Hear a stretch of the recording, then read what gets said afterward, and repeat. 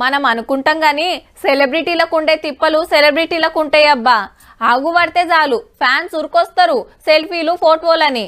అరే వాళ్ళు ఏడుకొచ్చిండ్రు, ఏం పని మీద వచ్చిండ్రు, ఏంట ఎవరున్నారు, రాత్ర పగల మంచ చెడ గివేం చూడరుల్లా. గసొంటి ఈ నడమ జరిగినాయి చూడుండ్రి, మీకే తెలుస్తుంది. అరే జర సైస రాదుర్రా నాయన, పుష్పకు సుక్కలు చూపియబడితిరి.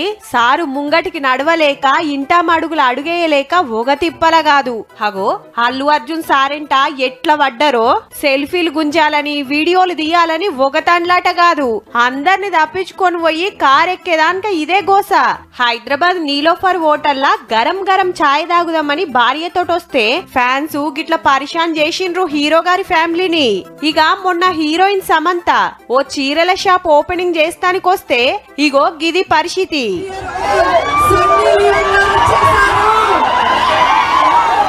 దీనికి మునుపు హీరోయిన్ నిధి అగర్వాల్ షాపింగ్ మాల్కెళ్లి బయటికి వస్తుంటే ఎట్లు ఎగబడ్డారో చూడుర్రి. అటు నూకుడు ఇటు నూకుడు, చుట్టూ పైల్వాన్లున్నా ఆగవట్టుడు కాలే.